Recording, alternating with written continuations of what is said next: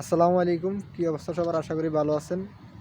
আজকে খুবই গুরুত্বপূর্ণ একটা আপডেট দিতে যাচ্ছি। যারা হচ্ছে ১-১.৫ বছর ধরে ফাইলে আটকা বিএফএস গ্লোবালে এখনও পর্যন্ত স্পন্সর এবং এগ্রিকালচার ভিসা পান নাই, তাদের জন্য খুবই গুরুত্বপূর্ণ একটা আপডেট।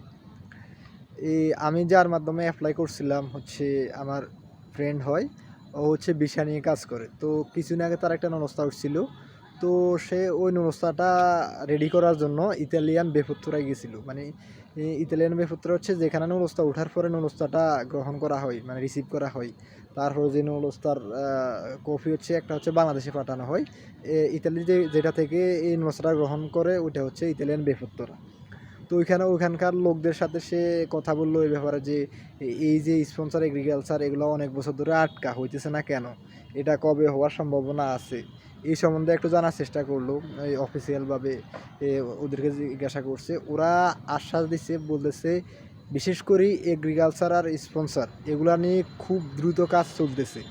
মানে এটা খুব দ্রুত কাজ চলতেছে, আশা করা যায় খুব অল্প সময়ের ভেতর এগুলা পাওয়া যাবে। এটা হচ্ছে ওই ইতালিয়ান বেফুত্তরায় যে লোকগুলো আছে ওরা বলছে, এটা হচ্ছে আমার ফ্রেন্ডকে বলছে। এটা এটা কতটুকু সত্য এটা তো এখনও বলা যায় না, তবে যেহেতু তারা ওইখানে কাজ করে তাদের কিছুটা হইলেও বিশ্বাস করা যায়। আর যেহেতু ইতালি অ্যাম্বাসি আমাদের থেকে ৫-৬ মাস টাইম নিছে, তাই ওভারঅল সবার কথা মিল পাওয়া যাচ্ছে। তাই মনে হইতেছে যে কোনো একটা কিছু হবে। তো এখন যেহেতু কোনো কিছু 100% শিওর দেওয়া যায় না, সবাই অনুমানের ভিত্তিতে বলতেছে। আমিও বিএফএস গ্লোবালে মেইল করে রাখছি, এখনও পর্যন্ত অ্যাপয়েন্টমেন্ট পাই নাই। আমিও অ্যাপয়েন্টমেন্ট কবে পাই দেখতেছি। তো এই বিষয়ে আমি তার সাথে যোগাযোগ করছিলাম। সে একবার আমারে ভিডিও করে দেখাইছে যে ইতালি বেপত্তরায় গেছে, যে ওইখানের ভিডিও করে দেখাচ্ছে, বলছে যে আমি এখানে গেছিলাম। যাওয়ার পরে এমনি আমরা তো প্রায় টাইম ভিডিও কলে কথা বলি, ওই সুবাদে আমাকে দেখাইছিল আর কি যে এটা হচ্ছে ইতালিয়ান বেপত্তরা। তো আমি জিজ্ঞাসা করলাম আর কি ওইখানে ওদের সাথে কি কথা বলা যায় না। ও বলছে এই বিষয়ে টুকটাক কথা বলছিলাম, ওরা এটাই বলতেছে। ও এখন দেখার বিষয় হচ্ছে ওদের কথার সাথে কাজের মিল কতটুকু থাকে। ইতালিয়ান এম্বাসি তো আরও অনেক আগ থেকে বলতেছে তারা ভিসা নিয়ে কাজ করতেছে, খুব দ্রুত এগ্রিকালচার অ্যান্ড স্পন্সর ভিসা দিয়ে দিবে। তবে তাদের কথার সাথে কাজের কোনো টাইমে মিল পাওয়া যায় না। তবে এই টাইমে যেহেতু বিশাল বড় একটা আন্দোলন হয়েছে, আন্দোলনে তারা সবাইকে আশ্বস্ত করছে খুব তাড়াতাড়ি ভিসা দিয়ে দিবে। তাই সবার একটা আশ্বাস, মানে হচ্ছে আশা যে এবার ভিসা পেলেও পেতে পারে।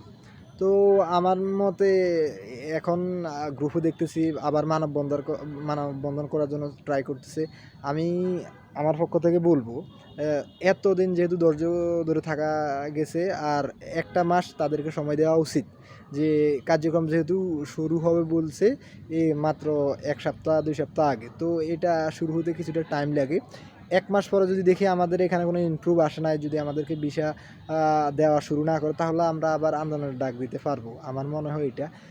আপনাদের কি মনে হয়? আপনারা চাইলে কমেন্টে জানাতে পারেন। তবে আমি আমার কথাটা শেয়ার করলাম। আর বিভিন্ন ধরনের আপডেট যদি পেতে চান তাহলে অবশ্যই আমার চ্যানেলটি সাবস্ক্রাইব করে রাখতে পারেন। কারণ হচ্ছে আমি রেগুলার বিএফএস গ্লোবালে যাই, ওইখান থেকে বিভিন্ন ধরনের তথ্য কালেক্ট করতে পারি কিনা দেখি।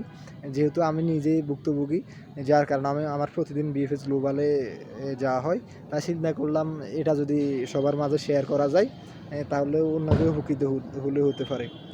যাই হোক, যদি আপনাদের ভিডিও ভালো লাগে একটা লাইক দিয়ে দেবেন, আর চ্যানেলটি অবশ্যই সাবস্ক্রাইব করবেন। দেখা হবে পরবর্তী ভিডিওতে। আল্লাহ হাফিজ।